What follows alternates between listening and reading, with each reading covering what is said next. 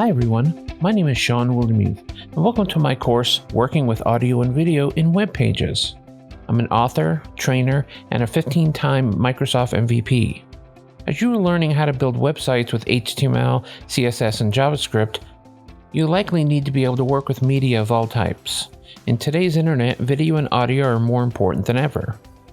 In this course, I'll show you how to add media to your own HTML project.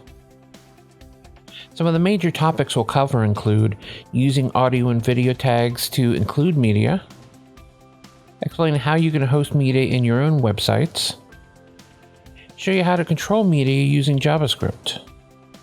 By the end of the course, you'll understand how audio and video work on the internet and how to access video and audio to present them to your own users. This course is part of the Building Websites with HTML, CSS, and JavaScript learning path. It will help you continue to build great websites for your customers.